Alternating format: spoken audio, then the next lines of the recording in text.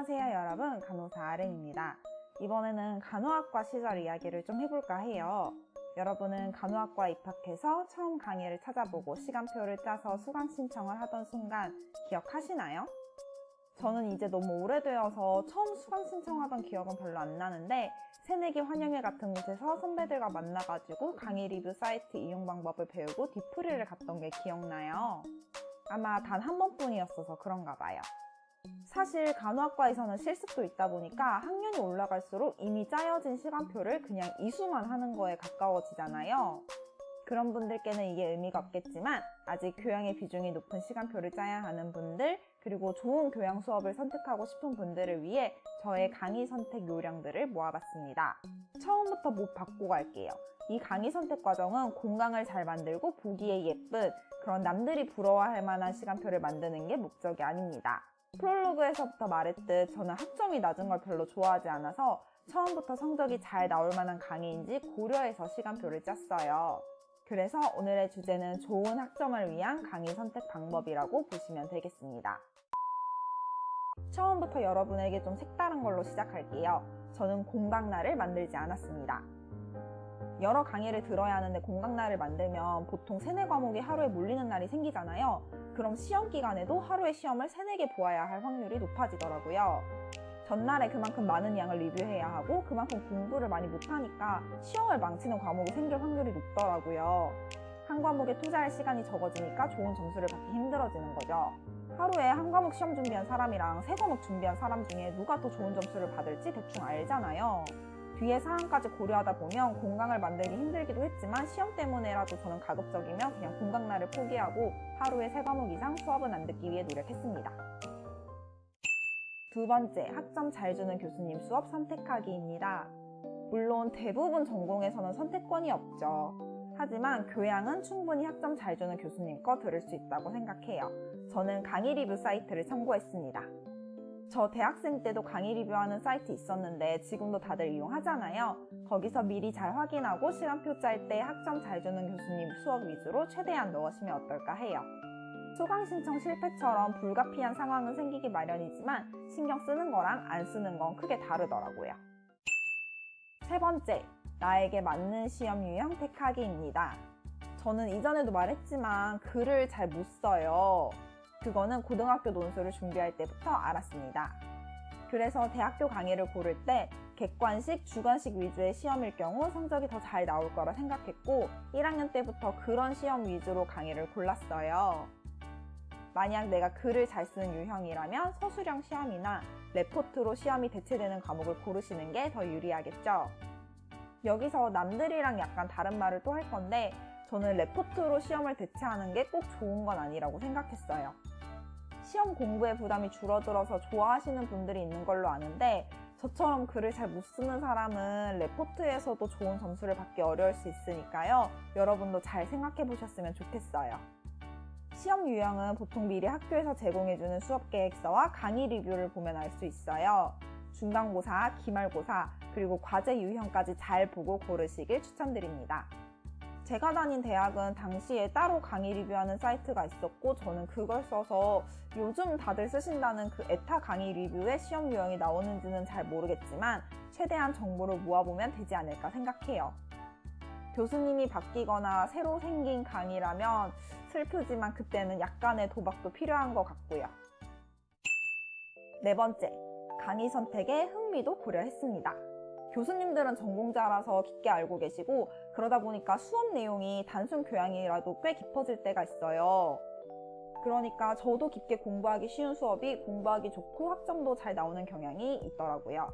특히 3학점이라 시험 범위가 넓으면 흥미라도 있어야 버티기 쉬웠어요. 하기 싫은 거 하면 손이 덜 가고 공부도 덜해서 학점도 덜 나오는 약간 그런 구조 같았습니다. 학점 잘 주는 교수님, 잘 맞는 시험 유형도 중요하지만 내가 공부 안 하면 결국 아무 소용없는 거니까 흥미가 도저히 안 가는 3학점 수업은 여러분도 최대한 피해보셨으면 좋겠어요. 물론 저도 완전히 피할 수는 없어서 필수 교양 하나 흥미 없는 거 들었다가 진짜 고생했지만요. 노력은 해봅시다. 다섯 번째, 내가 남보다 유리한 분야 선택하기입니다. 저는 어릴 때부터 한자를 많이 배웠어요. 일본어도 했었고요. 그래서 대학 교양 수업 중 하나로 한문 수업을 택했습니다. 당시 학교의 일부 학번 특정과 졸업 요건으로 한문 시험이 필수였어요. 그러다 보니까 한문을 잘 모르는 분들이 졸업 요건 때문에 그 수업을 들었고요.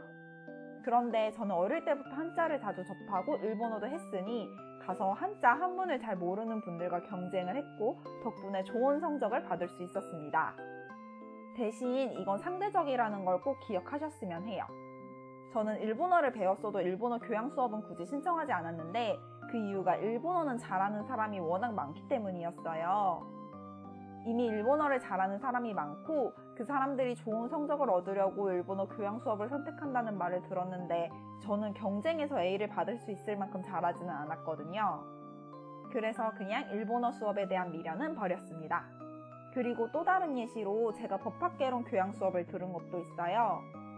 저는 고등학교 때 법 관련 사탐을 경시대회 수준으로 공부했었거든요. 그러니 당연히 다른 사람보다 유리할 수밖에 없었겠죠? 공부할 때 시간 절약이 가능하다는 걸 정말 제대로 느꼈었습니다.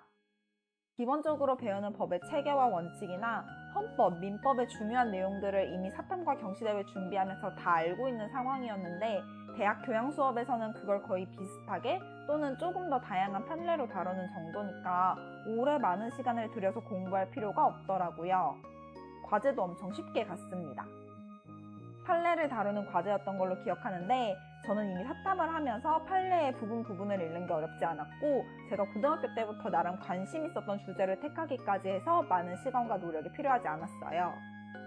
남들보다 내가 잘하고 유리한 분야의 수업이 있다면 인기가 없어 보여도 들어보시는 걸 추천합니다. 단, 교수님이 점수를 짜게 주신다면 내가 잘해도 눈에 안 찰 수 있으니까 그건 피하는 게 낫지 않을까 싶어요. 6번째, 저는 교직이수를 포기했습니다. 하지만 여러분은 상황이 다를 수 있으니까 고심하시고 선택하시라고 말을 이렇게 남길게요. 솔직히 간호학과에서 교직이수 욕심나는 거 인정합니다. 탈임상 상근직을 갈 수 있는 좋은 기회잖아요.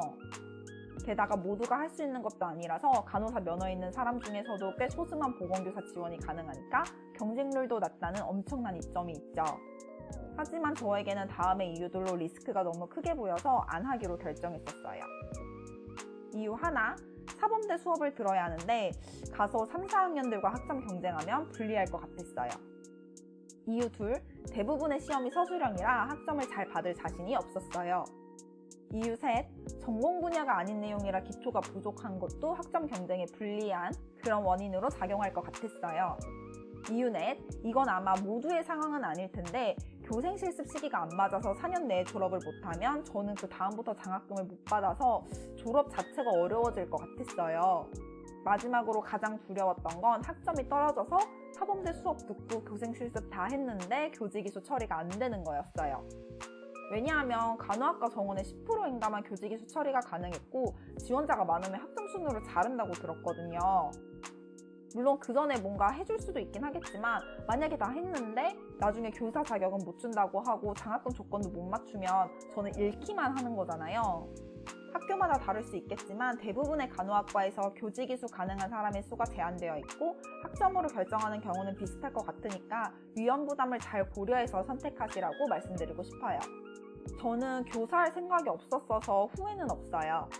다만 탈임상 상근직을 고려하신다면 학점을 약간 손해보고 더 넓은 선택지를 가지는 거니까 도전할 가치가 있는 것 같고요. 사람마다 상황은 다르니까 여러 가능성을 생각해보고 선택하셨으면 합니다. 저는 솔직히 교직이수 안에서 이렇게 수석 졸업 타이틀이 가능했다고 생각하니까 후회가 안 남는 것 같고 만약에 타이틀이 없으면서 교직이수 할 만한 성적이었으면 후회했을 것 같기도 하니까 본인 선택이라고 말을 남겨놓을게요. 이렇게 오늘은 강의 선택에 대한 말을 해봤어요. 제가 말씀드린 모든 항목에서 반복되는 내용이 있는 거 찾으셨나요? 바로 자기 자신을 잘 아는 게 기초라는 겁니다.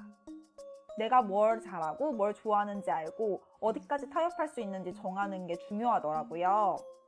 제가 말한 이 방법들은 다 그 다음입니다. 수강 신청이 끝나고 이 영상을 보는 분들은 좀 아쉬울 것 같아서 제가 다음 영상을 공부법으로 들고 오려고 해요. 그 영상으로 이 학기를 헤쳐나갈 방법을 제가 좀 알려드려 볼게요. 그럼 우리 다음 영상에서 만나요. 안녕!